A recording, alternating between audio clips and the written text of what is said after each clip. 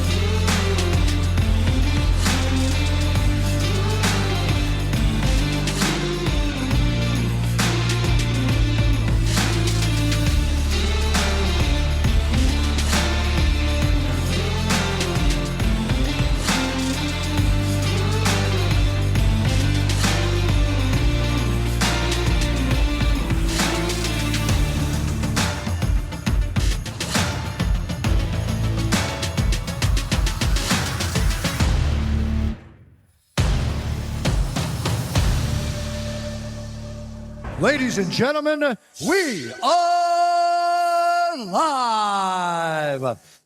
Tony, welcome to the Steep Stuff Podcast. How's it going, man? Good. Thanks for having me, James. I've listened to a few episodes, and appreciate what you're doing for the sport. I appreciate the kindness, man. This one's kind of an honor, so it's excited to finally have you on and have a chat, and it's going to be a good night. So, all right, let's dive into it. One of the things I want to get into right away that I was super stoked on, I know you have obviously had a little bit less running this summer, so you've been getting into more in the climbing and the biking. One of the things you just did, what we kind of talked about offline, was the finger fanger on the bigger banger buttress. Maybe because we're, Ace and I are from Colorado Springs. You had lived in Colorado Springs at one point in time. Maybe let's talk about that route and kind of get into that. Yeah, I've been a climber I started climbing when I was going to school down in the Springs. But what happened this summer was I got injured. That particular route, sorry, I haven't been running much, but that particular route is, I've never climbed on Pikes Peak, even though I lived down there for 7 or 8 years. There's nothing particularly special about that zone. It's not like some lifetime ticklish route. It's just, it was cool like 20 years later to come back and climb in a place where I started climbing, but I'd never climbed on Pikes Peak itself. But that has been called the most classic 5'9" in the state, which is sort of a joke because it's definitely not 5'9". Oh, really? It's just sandbagged horribly. But it was just a fun day out with a buddy. Climbing in the Alpine. I haven't been able to get in the Alpine much the last 6 weeks because of my Achilles tendon. So with the Pikes Peak toll road, it was a very short approach, but still be above tree line and have a fun day out. Yeah. Dude, I love it. So I wanted to use that as like a preface to kind of get into Colorado Springs, because it's one of the things I really, like topic-wise, I wanted to talk to you about. You lived in Colorado Springs for 8 years, both as an undergrad and then a little bit after. You worked at Colorado Running Company. Can you talk about your time there a little bit, and then specifically talk about your time at CRC? Yeah, so I went to school at Colorado College. I was fortunate. I grew up in Nebraska. I was fortunate enough to get a science scholarship there. Otherwise, I probably would have ended up going to school in the Midwest. But I was very excited about that because I already knew about the Incline Club. Matt Carpenter was already someone I'd been looking up to for a number of years in high school. And I moved there to go to school, but also to become a mountain runner. So the Pikes Peak region will always be where I became a mountain runner and hold a soft spot in my heart as a result. But then post-college, I ran cross-country and track in college, very mediocre, no results to speak of. But post-college, I ended up working at the Colorado Running Company. Then, this had been in the 2000s, it was just across the street from CC, on the other side of Cache La Poudre. And I only worked there, I don't know, 4 months, 5 months. Okay. Oh, I didn't realize that. Ace in our audience works there, so that's why I was it's a special place for me. It was from. Let me see. It was. So this would have been. I qualified for Western States in 2008. The race didn't happen that year because of forest fires, but I was training in Colorado Springs, and I worked at the CRC from January until like May or June. Yeah, and then I moved to Leadville actually. So 5 months. Yeah. Very cool. Very cool. All right. So Colorado Springs, synonymous with Matt Carpenter. Was it a little weird for you? Like, I know this is like a kind of a strange question, but like, it's like a meet your heroes kind of moment. Like when you go to Colorado Springs, you want to be a mountain runner at the highest level. Matt Carpenter at the time is the mountain runner at the highest level, probably the most famous one on the planet at that time. What was that like getting to meet him and just build a relationship with him? Well, it is sort of the meet your heroes thing, where like you have someone, sort of this archetype in your mind, and you project all these qualities onto them, and then you meet them, and they end up, they're an individual, and they are who they are. And Matt was somebody. I mean, I had him like photos of him like pasted to my train logs when I was growing up in high school, and I ran with the incline club some. And Matt and I we never became close friends or anything, but definitely acquaintances, definitely ran together, plenty of times. Couldn't put a number on it. But I remember when I ran Leadville for the first time in 2006, he was like encouraging of me leading up to the race, and then was like congratulatory of me after the race. Like we were sending emails back and forth, and I would go to incline club runs and like the end of the season parties and stuff. And I don't know, it was cool to like have that validation from someone that I looked up to for so long. But then also you achieve something in the sport and you start to like grow past that, I guess.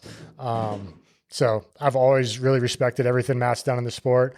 I guess one final little thing, my introduction to La Sportiva, I wore Sportivas in the 2006 Leadville, bought them myself. But then after that race, unbeknownst to me, Matt gave the manager of the mountain running team at Sportiva at the time, Buzz Burrell, like my contact, so Buzz could get in touch with me and, offer me, I guess, a sponsorship, which was very, very minimal at the time, but yeah. So, I mean, that was a very nice thing of Matt to do, just like to make that connection. So yeah. Interesting. So there's this time in your life, it's really, because you told the stories a few times on podcast where you'd applied for the Pikes Peak Marathon. You technically, I guess you got in, right? They just didn't get the email or something like that. Exactly. Yeah. That was the same year you ran Leadville and won the first time, right? Yes. Yep. I think it's like around the same weekend. Like, do you ever think about that? Like would your life have gone a different? Because that was also Matt won that year too in the marathon. He won the marathon. Yeah. So the previous year he'd won Leadville, his course record time in 2005. I have not thought about it that way at all. I think I would have gotten around to running Leadville at some point, maybe even the next year if I'd run Pikes that year. If I'd run Pikes that year, I would have done poorly. Not poorly, but it would have been mediocre. I maybe would have just like broken 4 hours or something, but I wasn't going to beat Matt. I just wasn't that kind of runner. I don't think I ever became that kind of runner. Pikes is a very runnable mountain, and I've never broken 2:30 for the ascent. I mean, that's always during training. I've never done the race. But I guess I haven't thought about that as like a sliding doors moment or anything. Right. It was cool though that like, I was not in the headspace to run 100 miles at that point yet in my life. I just turned 23. So it was good to have that sort of serendipity of like not realizing that I had an entry to the race to force me to do this other race. I mean, actually one thing there was, so the manager of the CRC at that time, John O'Neill, who unfortunately passed away a couple of years ago, he he was the one. So I was running like 200 miles a week that summer, just crazy, you know? And John was like, dude, just do Leadville. Like, you're never going to be more fit for a 100-mile race than you are right now. And, you know, I was in my early 20s. You just don't think that you can run that far. At least I didn't at that point. But so it was good to have the push from somebody to, you know, it's possible. Humans do it all the time, you know? It's interesting. When you applied to Pikes, the only reason I asked this question is because, and I kind of think about, okay, like maybe, because it's short trail. I mean, technically it's a marathon. Do you think you would have maybe ended up doing more short trail stuff? Did that ever interest you in that time in your life, or was it always the longer stuff? The short trail stuff definitely interested me, but I don't think I would have found much success at it. So I would have just gravitated to ultras pretty immediately as a result. As it was, I jumped immediately to the 100-mile distance, had immediate success. And so that just kind of became my game like right away. But I just think there would have just been like a season delay basically. Cause I mean, I think, I won Leadville Marathon that year, which isn't nearly as competitive as Pikes, but it was almost a course record. So that was some positive reinforcement, but I don't think I would have like won Pikes that year the way that I won Leadville. So Interesting. One of the things you and Finn had talked about, and I found this to be so fascinating because you kind of brushed on it in your conversation about Matt Carpenter and Fila and kind of that era of the sport. Can you go a little bit more into that? Because like I did some digging and tried to find much on the internet. I could not find anything like on Fila having this mountain running team and like Matt Carpenter and that like that era of the sport. I mean, I don't know much either. All of my source for that was literally Runner's World magazine. They used to have like a race section in the back, and they would cover trail races. And there was an article in there. I probably still have the magazine from the late 90s of Matt doing a race in Mexico on some volcanoes. And I remember he was like wearing Fila and that, and he was wearing Fila when he like won Mount Washington. I don't know. I do know, later in the teens, the 2000s, sky running kind of had like a rejuvenation period. And I got to meet the founders, or like he was a runner back then, Marino Giacometti. And Fila was just like the sponsor of the whole series. They were the ones who were like flying people to all these races. But Matt wasn't the only sky runner. There were others here in Colorado for sure. Danielle Belengi was definitely one. And she won Pikes Peak many times and an illustrious career as an endurance athlete.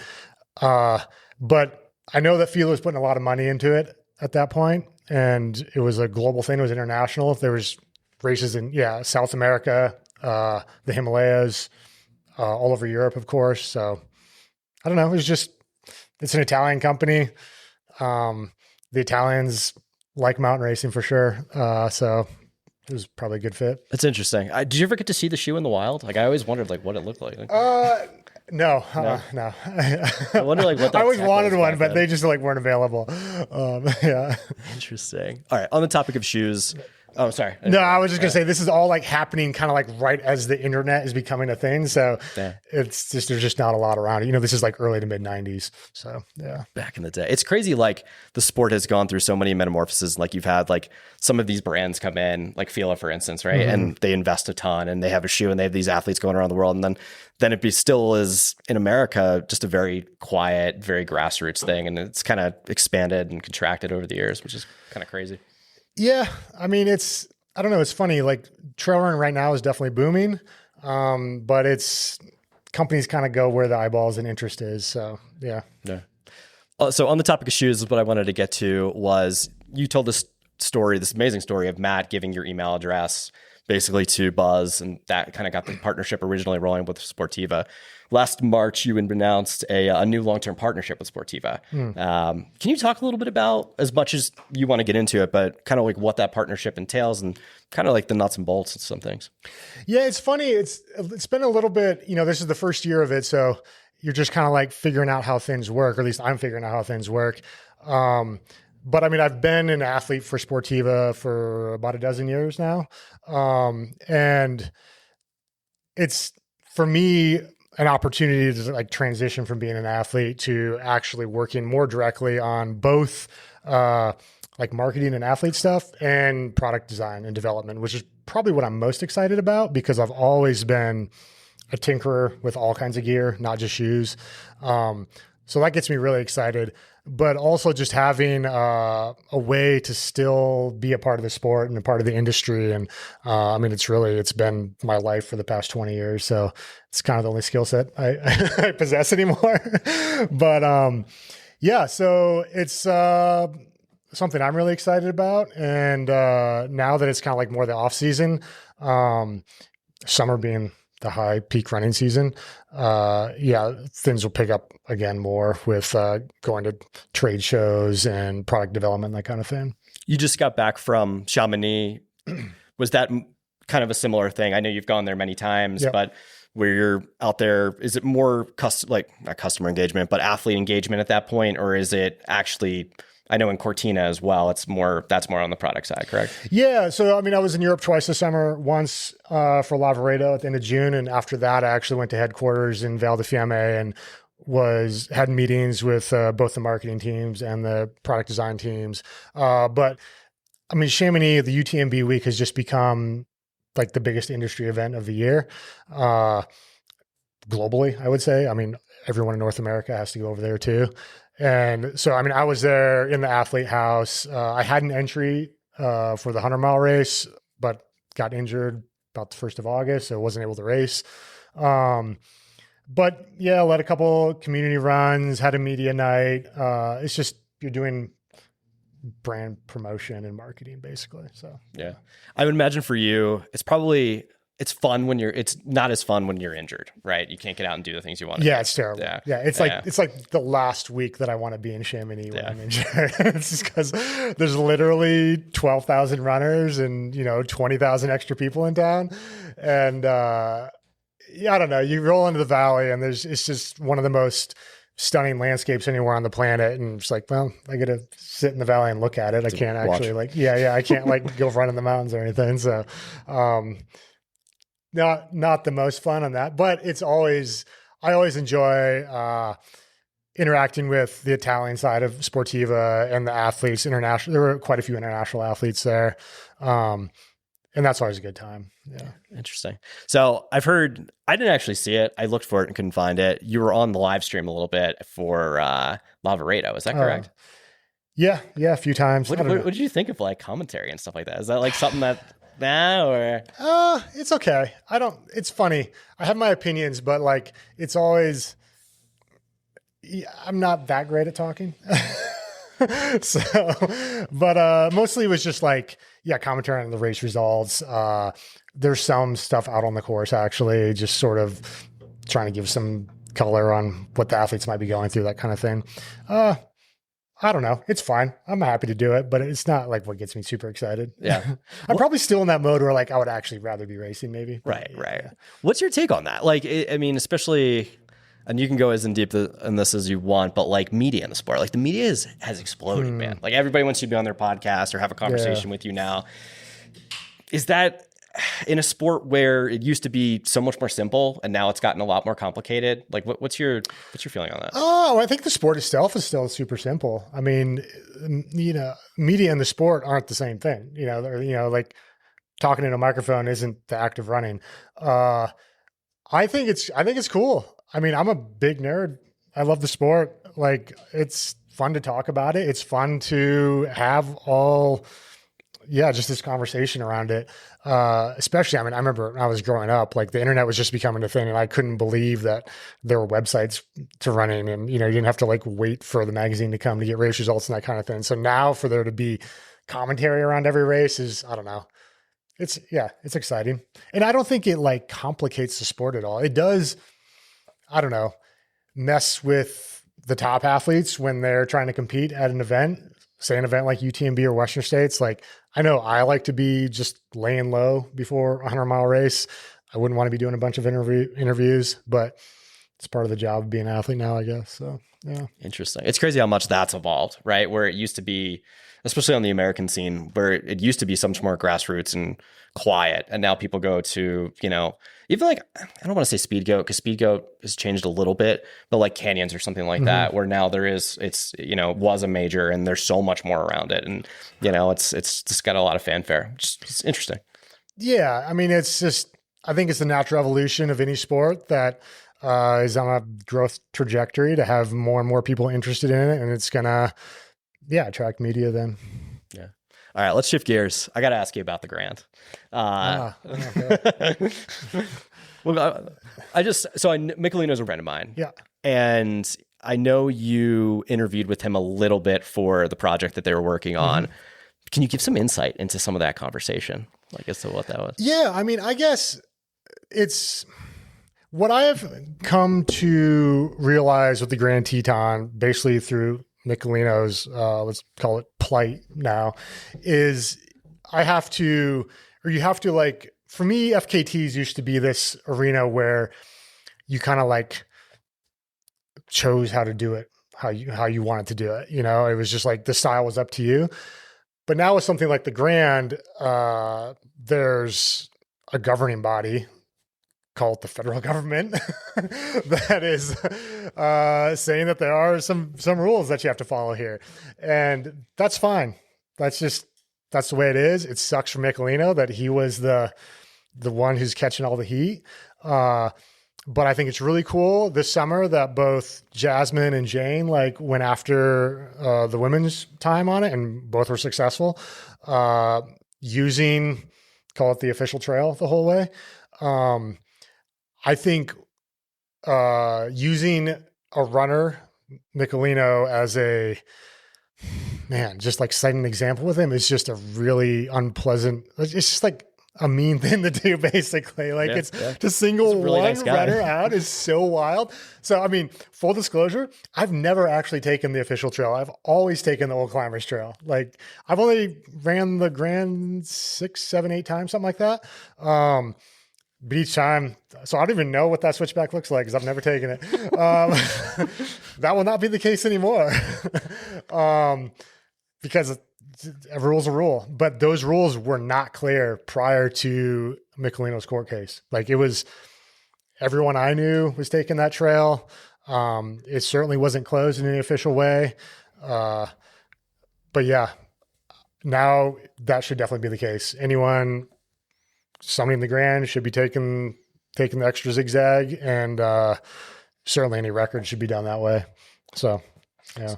That kind of leads into the next question that I was going to, is like, we have this old route, if you will, and then a new route. Do you think FKT went about the right way as far as setting like 2 designated routes now? Like Andy's old route, that's basically in the past, and now it's even. I kind of want to say Michelino's the record holder. I think most people would agree with that, but yeah, it's contentious. I don't know. I mean, I think of Michelino as being the record holder, but I do understand, like, whenever something is gaining popularity and like use numbers are going up, there's going to be this balance between the will of the individual and what's better for the community as a whole. And Teton National Park has decided like this is what they want, so like you have to follow the rules there. And FKT, as I don't know, a governing kind of like entity, they can't sanction a route that is deemed illegal in court. Right. Yeah. So yeah, that's yeah, no, it's interesting. One of the things you had said, and I quote, not to fully quote you, but it was along the lines of like, Michelino ran this thing, like as far as your book, and I think my book, and I think most people's book, he did it the right way. I think at the time he ran it, I think it was like his 44th summit. Yeah. You know, he slept in this, like he really did like everything possible to, like, what I'm trying to get at is he checked all the boxes as far as like being ready for it and being able to do it, and like learned about the zone, did everything right.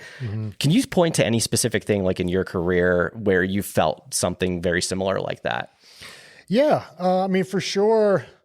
Last summer, the LA Freeway here in Boulder is the one that falls in that category for me. It's in my backyard. It's very much in my skill set of being, you know, I did in 13 hours, which when it came to racing, that was always kind of like my sweet spot. Somewhere between 100K and 130K, you know, which ends up being about 13 hours usually, as opposed to 100 miles, which I don't know, I have a very mixed record on.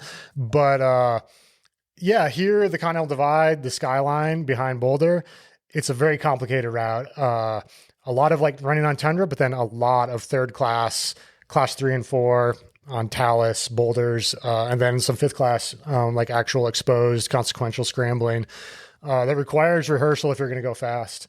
So, yeah, I mean, I've never, I've only done the whole thing in a single push once, but all the sections along the way, many, many times over the past decade. And, last summer in particular, I was spending a lot of time in the Alpine, and I was very proud to like kind of put an exclamation point on my summer of Alpine running with this like very, I don't know, concrete achievement that I could point to. It's like, oh, this was the culmination of a summer and like a decade's worth of effort up here.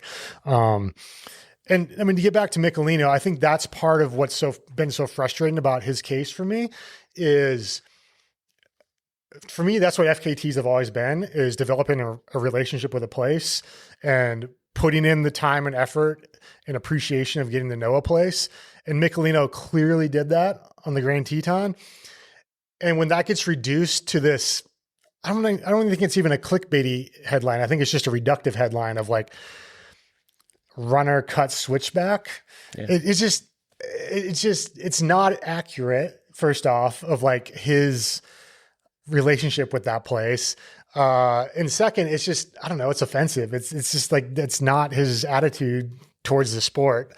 It's just so much more nuanced than that. And it's really hard to convey that kind of nuance in a headline or even an article. So that's just media though. I mean, it's just the way it is. I got to ask you a zone question. So it's a region question, because Jackson's different than Rocky Mountain National Park, or Grand Teton National Park is different from Rocky Mountain. For like the longs record, you can just take any which way you want, more or less, right? So far. Yeah. That's so, and historically, yeah. I don't want to condone anything, but, yeah, I don't know. The Teton thing just has me like pretty gun shy about all that stuff. But yeah, historically, the speed record on Longs Peak has been what to me is the ideal, which is like you have this geographic feature, go from the trailhead to the summit and back as fast as you can under your own power by any means. And I think it's really cool that ethic is still in place on Longs, or it seems to be. It seems like it was this summer still. But for sure, the National Park Service has the power to like shut that down, I guess. So yeah. Weird. I just find it so like it makes me scratch my head. Well, there's a lot of historical trails, but I mean, there's a historical trail on the Grand Teton too. I don't know. It's, I mean, you're taking this old power line cut that, like is maintained. Like rangers like clear deadfall off of it. And then Jim's Grove, which is a trail like not many people know about, but there's signs for it and it's just way more direct. And then you are like cutting across kind of talus and tundra above tree line. But, yeah. Interesting. I mean, and to one final thought on that, like Jenny Lake and Grand Teton National Park, anyone can just go walk around like off trail and like no one cares. Oh, yeah. Yeah, I don't know if that's true. I mean, there's always like zones where it's like, stay on the trail here. Like, you shouldn't be trampling wildflowers and stuff. But I mean, if we're really going to get in the nitty gritty here, like that's what's so frustrating about the old Climbers Trail on the Grand is it was a trail. Yeah. You weren't just like for that. trampling through like groves of, meadows of wildflowers. So I don't know, but that's the way it is. Interesting. Yeah, it's a weird time. All right, so I want to get into some of the things like we kind of brushed on it a little bit earlier in the beginning of the conversation. Obviously, you've been dealing through some injury, and it's gotten you on the bike, and it's gotten you climbing a bunch. Outside of where we're talking the route on Pikes that we were talking about earlier, what else can you point to this summer that you've been kind of excited about? Oh man, this is a terrible question because this is like what I'm like trying to not think about for the past month. I don't know. That's the thing is like summer is always this season where I feel like this is where you do things, this is where you get things done. And the high alpine is open in a very like light and fast and minimal style. Obviously you can go up there in the winter, but it's a totally different world. So yeah, I don't feel proud of anything this summer. I had 2 really good months of running where I got really fit again. At the end of July, I felt like I was as fit as I was last year, which I look back on and think is kind of being like the most fit I've ever been. But then my Achilles flared up and haven't run a step, for the past month and a half now. At least not of any real kind of running. So Yeah, it's just been rehabbing the Achilles and trying to stay sane with some cycling and some climbing. But no, the last couple of years I've been like all in on running again. Like my season last year I was really happy with, and it's kind of re-stoked kind of like my fire for competitive running, and being able to like pursue some projects that had been on the back burner for a long time because of injury, and not just injury, but because I kind of felt like I didn't have the fitness anymore. And last year like showed me, and this year, honestly, before I got hurt, that no, it's still there if I can just like stay healthy. So yeah. Being fit and understanding like, okay, now that I'm over 40 and, you know, still having this level of fitness and continuing to grow and develop, like, has that redefined like aging for you? Like, do you look at it completely differently now? I don't know. Yeah, a little bit. Like I said, so I turned 40 a couple of years ago, and I remember I was running on longs and I got within like a couple minutes of my best time. And I was like, oh, that's pretty good. And I was like, cool. And then like the next year in 2020, or that was my 43 in 23. And I was like, I ran at the same time as I did the year before. And I was like, oh, this is just like where I'm at now. And like, if I'm not slowing down, like that's the same as improving past age 40, you know? But yeah, last year when I was like definitely my most fit for running the mountains. Yeah, I think that it's just, I have, 30 years of base basically. And so it's not, that all accumulates still. And I think that, the longer stuff where you don't need power, it's, I still have a few more years for sure. Interesting. Yeah. There's quite a few athletes too that have shown, dude, Marco Olmo was winning UTMB in the 60s. Yeah. Honestly, like Ludo Palmares right now is completely doing this crazy stuff. 2 years in a row, winning Hard Rock and being top 10 at UTMB is nuts. So, and he's 50 now. So yeah. On that, what do you think is, especially knowing the Hard Rock course and having run UTMB, like what do you think is like a bigger achievement? Knowing both of those? I don't know. That's up to the individual. I don't think there's any way to objectively call either a bigger achievement. I personally like the Hard Rock course more. It's in Colorado. It's way more remote, more vert. I think it's better in almost every way. UTMB is cool because it is the pinnacle event in the sport. And I think it's important for a sport to have that kind of event. And it's exciting. So they're just two very different races. With UTMB on that topic, and obviously you just got back from Sham, you were on the start list this year. What is it like unfinished business do you have like left with that race? Like what still gets you stoked on that? Man, I was just getting around the mountain in a way that I can be proud of. I finished it once, I started it twice, and neither of those starts were anywhere close to like my potential. The first year was until I dropped out with injury, but yeah, I was fit and going well. And the second year was like, once I lost my stomach, which whenever you lose your stomach, it's a lack of fitness. You're going too hard basically, which was the case for me that year. It was just trying to get to the finish line, which I did, but hours slower than I would have liked. So yeah. For you, was it more personally, I want to finish this race. I want to do well here. Or did the thought ever cross your mind, I'd love to be the first American man to get it done? Oh, at that point in time, I wasn't thinking at all about being the first. I just wanted to win the race just because it was a race. Yeah. And at that point in my career, I was trying to win any race I started. The first American man thing never, at least at that, this would have been 2013, 2014. It just didn't seem like that just wasn't, I don't really carry those like kind of like nationalist attitudes. I don't think it matters. I like it. It's like we're all humans, we're all runners. Whoever wins. I don't care what country they came from, So interesting. Yeah.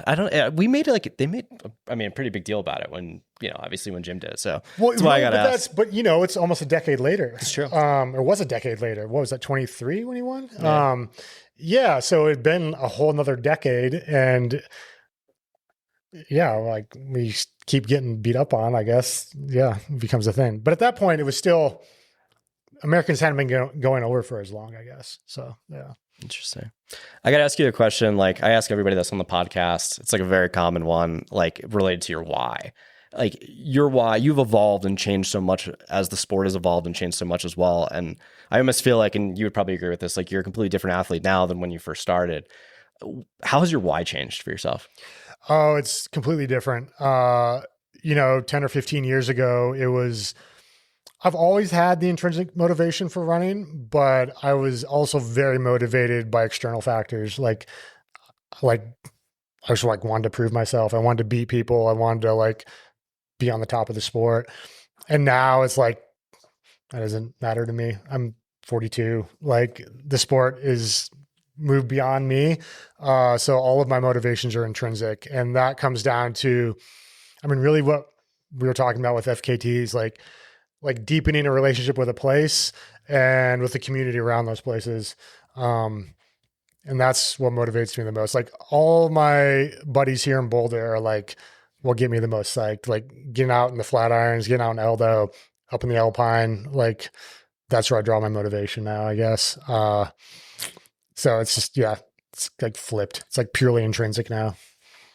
I know you get this question a lot and I know you don't like to spray, but like, is there anything that like really calls to you right now? Like there's all kinds of things. This summer I wanted to, I was looking at the Elks Traverse, outside of Aspen, and then the Whirl in Utah those were like the two things on my list I wanted to do. It's just Alpine link ups, ridge traverses. That's stuff that gets me really excited. Obviously, everyone's a big fan of former blog and now Substack, Riding the Wind. I got to ask you this. Where did the name come from? So my dad, so I grew up on a ranch in Nebraska, 640 acres, and that was called Riding the Wind Ranch because my dad called it that. But it's like LLC or whatever. And that came from this Lao Tzu quote, in the Tao Te Ching. It has to do with, I can't recite the quote to you, but basically it's just not knowing whether like the wind is pushing you or you're like being, like floating on the wind kind of thing. So it's just sort of this like being one with the elements and the world around you. And, that's kind of the whole point. Knowing your surroundings, being integrated with them and being comfortable with it, I guess. So, yeah. Wow. I love it. You did, obviously you did a lot of write-ups, and one of the write-ups that you did was on kind of the Western journey that you did a few years ago. Do you think you'll do something else in the winds at any time? In the winds? Yeah. I know, because you did Gannett, so that's why I kind of where my brain went. Yeah, for sure. There's definitely some climbing I want to do there. Down in the Cirque of the Towers is kind of the main climbing zone, but there's other stuff deeper in the range as well. But it's just a matter of like lining up a partner, getting up there. There's other like bike to climb trips to be done up there as well. But yeah, it's tough to like find someone who can take 2, 3, 4 weeks off and, commit half their summer to riding their bike around Wyoming and climbing mountains. But yeah. Yeah, it's a cool spot. It's beautiful. The winds are, I don't know, for some reason, like I just got back last week and a half ago. I drove past the winds coming back from Grand Targhee from that race. And I was like, damn, like this is an amazing range. It's so big, so enormous, and it's deep. Like you said, it's so far to get back there. Yeah, it's not, it's remote, and all the mountains are like far back from the trailheads. It's like 10, 12, 15 miles just to get to the mountains from the trailhead. So it pays to be a runner. Yeah. People who go climbing up there, they'll often hire pack mules, and just set up base camp for, a few days or a week, at the base of a wall, because once you make the effort to get in there, like you want to be in there for a while. Yeah. It's such a cool range. All right. I'm going to switch again for the last question, and then we'll bring it to the audience. One of the things that really stuck with me, and you've been quoted on this talking about, I think Finn said it, it was around expression in the sport and how there's just not as much expression anymore as the sport is professionalized so much. And then there's still this like, there's some characters out there that still are around that have this expression and really captivate people, and by just doing whatever they want to do. Like, what's your take on that? I guess my thing is that I think like peak performance is super inspiring. Like I spent a chunk of my life pursuing that. But I think you can do it. It doesn't have to be at the sacrifice of having any kind of like personality. I don't know. I'm not interested in a sport that requires or that is like wanting to reduce a human to like a computer algorithm. It's just not, I don't think that's what life's about. Optimization doesn't really interest me. Having a meaningful experience out there is interesting to me, and being able to like relate that and convey it. And I think there are plenty of people who are able to do that. But I think that sometimes people get a little wrapped up in all the nitty gritty when like the sport isn't that complicated. And that's what attracted me to it in the first place. And I think that's what attracted a lot of people to it in the first place is kind of how, it's simple. And it also, really like strips away all the bullshit, and, I think it's maybe worth remembering that. So, yeah. That's beautiful. All right, let's open it up to the audience. Audience questions. Just curious as this would be part of your experience. What was it like as a kid growing up on a ranch of that size, and was it pressure on you to stay in that business, and how did you kind of escape to Colorado College? Yeah. And you sort of come out? Yeah. I mean, my mom was a high school teacher. My dad worked for like a renewable energy nonprofit. So we were never operating it as a ranch, leasing it to neighbors for cattle grazing and some hay meadows. But so there was never a pressure to like work there on the land. But there is a pressure currently in my life, just because my dad's like, he's in his late 70s, to like still hold on to that land in some way. And I certainly have a deep connection to it. But my parents very much emphasized education. So going away to college was always, that was non-negotiable. That was going to happen. But like the running thing, that was just completely me. I found it on my own, basically through like the presidential physical fitness test. And, when I was growing up, we would always take trips out west here. Like, I think we came to Rocky Mountain National Park when I was like 8 or 9 years old for the first time. And those like hiking and camping trips every summer were like what got me interested in the mountains. And then, just combined, that just was easy to combine with being a runner too. So, yeah. Yeah. What's your favorite 14er? Longs by a long shot too. It's not even close. Yeah, because it's like it offers the most like opportunities just for the full breadth of mountain activity. Most 14ers are hikes or runs, they're class 1, maybe class 2 trails, and longs is like, it's mandatory class 3, and there's all kinds of 5th class. And in the wintertime, it's a climb by any route, even the keyhole. So yeah, it's a challenging mountain, and it's the one that's like in the backyard. So yeah, I feel really fortunate that it's in the backyard, because it'd be the one that I'd be most interested in if I was living somewhere else in Colorado too. So yeah. I gotta ask you this. What about the needle? Oh, Cresto Needle? Yeah, I love that mountain. Yeah, that's a great one. That one's really cool because Ellingwood Ledges is a technical route that takes you directly to the summit. There aren't many, like even the diamond on longs, you're like 200 feet below the summit when you top out the diamond. And the Cresto Needle, it's like you pop out a 5-7 pitch and you're like standing on the summit. It's pretty cool. Yeah. Such a stunning peak too. Yeah. And the Sangres are a really cool range because they're so linear. A lot of vertical relief, like 6,000 feet from the valley floor. Really interesting rock type, that conglomerate, but yeah. Yep. How did you dial in your line on the LA freeway? Did you, and also a little second part to it, did you use like GPS technology to help you along the way when you got a little foggy with the altitude?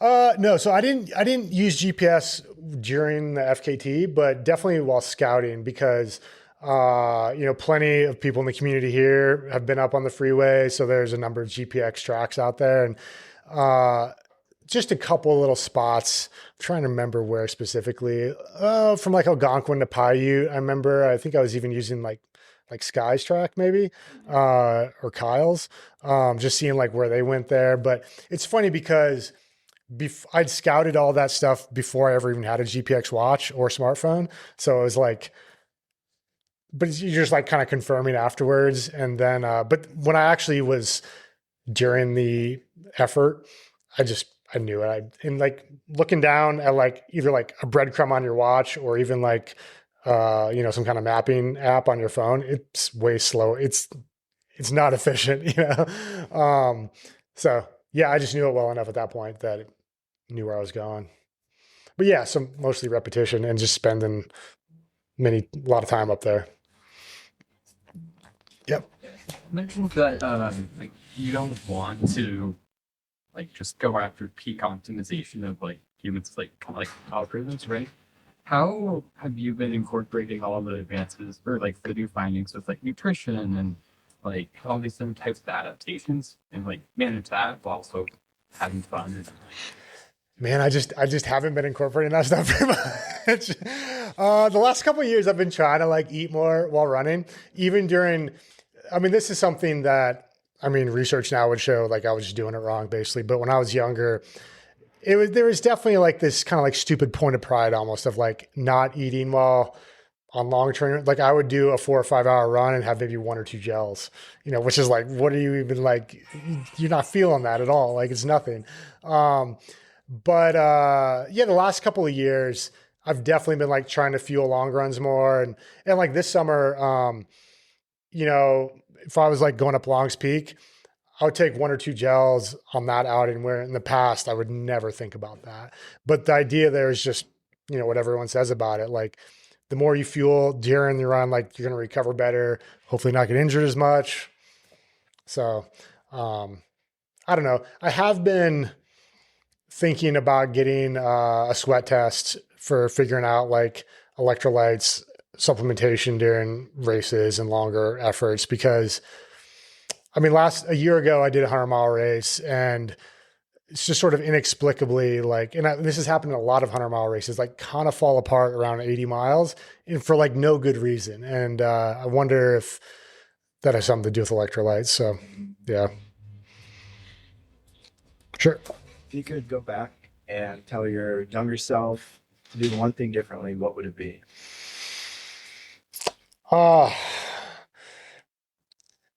I would have become serious about rock climbing earlier. But also probably, fueling on long runs probably would have been a good thing to be doing. I've been injured a lot my whole life, and like I was just saying, like I would not eat very much for years and years. So I don't know. It'd have been interesting to see, like, if I was eating 300 calories an hour instead of 100 calories an hour on a long run, if I could have stayed healthy. But yeah. We'll go over here first and then come back. Yeah. So obviously you've been in the sport a long time. Things have changed a lot, I imagine, in your time in the sport. As somebody personally who's looking to take on a career similar to what you've been able to take on, maybe not on the same level, maybe, who knows, what sort of advice would you give to younger generations looking to get involved in the sport on a professional level? I think you have to...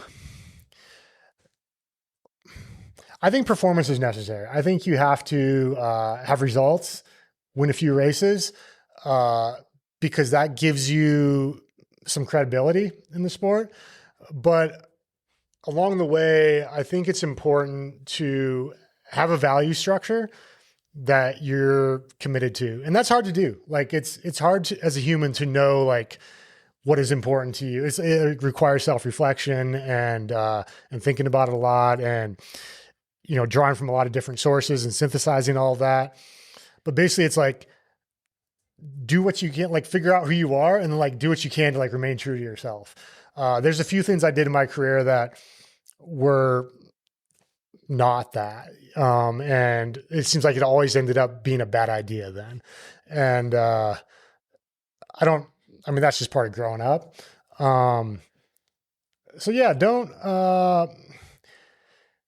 it sounds cliche, but like you have to find your own path. Like it doesn't always pay to like look and see like, oh, that person did that. And like, but everyone's different. Everyone has a different, way of being in the world. And I think it's most important to,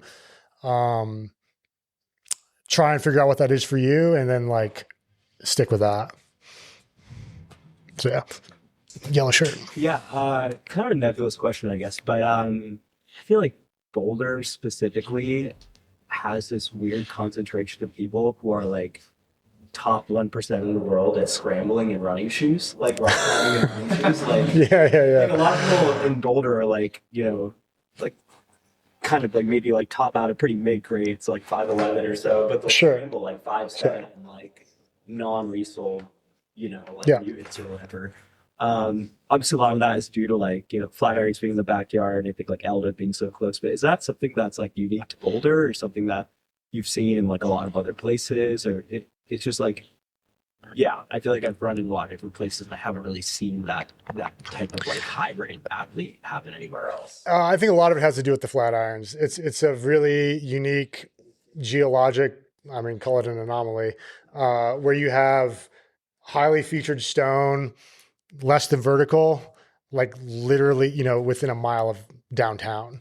That's just, I haven't been everywhere in the world, but like the only other place that I can think of that has that kind of a feature is the West Slabs and Mount Olympus in the Wasatch Range in Utah. And that's one feature. And here we have kind of like a whole range of it.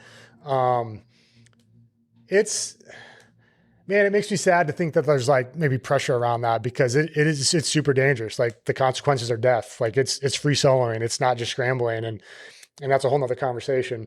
I think it is like in any place, the prevailing culture, like kind of like it can seem like it's like something gets normalized. That definitely has happened here in Boulder just because of the geographic feature. I don't think it's normal. And I've been as guilty of that as anyone, of like popularizing and normalizing that. But I don't think that should necessarily be the case. Like, I don't think people should feel pressure to like, do anything other than the second flat iron, or like doing it in running shoes at all, like go up there with, a rope and a harness, or shoes in a chalk bag, like it's, that's fine. Like, got to feel comfortable, But yeah, good question. Anybody else? All right. Good. Anton, thank you so much for coming on. Appreciate it. Guys, round of applause for Anton. Thank you. What'd you guys think? Oh man, what a fun episode. I want to thank Tony so much for coming on the podcast. Wish I could have talked to him for hours. Hopefully we do this again. We'll be able to get more time with one another. This one was on a little bit constrained time frame just because we were filming this at the La Sportiva Boulder store. So we didn't want to keep everyone there all night. So it was kind of constricted time. So that said, I want to thank everyone who made this possible. First off, Tony, for showing up and doing this. Second of all, I do want to thank the folks at La Sportiva North America, as well as the La Sportiva Boulder store, for helping to make this possible. Meant an absolute ton. Guys, you can support everyone. First off and foremost, most of the video, if not all of the video for this podcast, was provided by Ace Brown. You can find him and give him a follow on Instagram at Ace Brown Creative. The extremely talented in many different ways, not just a runner, also as a creative, Ace Brown. Give him a follow. Also, if you don't already follow La Sportiva North America, follow them on Instagram, as well as the La Sportiva Boulder store. Definitely follow them. Gives you an update on everything that's going on as far as the La Sportiva Boulder community. Keeps you posted on group runs, sales, factory sales, all those different things, which is pretty dope. Finally, last but not least, you can give Tony a follow, as I'm sure you probably already do follow him. You can find him at Anton Krupicka on Instagram. Guys, if you enjoyed this episode or if you have been loving the stuff we've been putting out with the Steep Stuff podcast, the best way you can support me and the podcast is to give us a 5-star rating and review on Apple, Spotify, YouTube, or wherever you get your podcasts. That would mean the world to me. It's how we can continue to keep putting on these amazing episodes and telling the stories of these incredible athletes. Very last but not least, you can also support one of our brand partners, Ultimate Direction. If you guys hop on ultimatedirection.com and are in the market for a new vest or belt, you can check out some of their new stuff they've actually just dropped. The new race vest, as well as the new ultra vest, as well as the quiver. It comes in a 6-liter and a 12-liter. Check that out. Use code SteepStuffPod for 25% off your cart. Guys, this is Pikes Peak Week. This is the episode I decided to drop on the Monday for Pikes Peak Week. We've got a lot coming down the pipeline this week, and then we also have a lot coming down the pipeline next week for Worlds. So you're going to be hearing way too much of my voice, and my voice is probably going to be gone by the end of this, but all good. I hope you enjoyed it. Guys, thank you so much for tuning in. Thank you for your support, and have a great rest of your week. Thanks so much.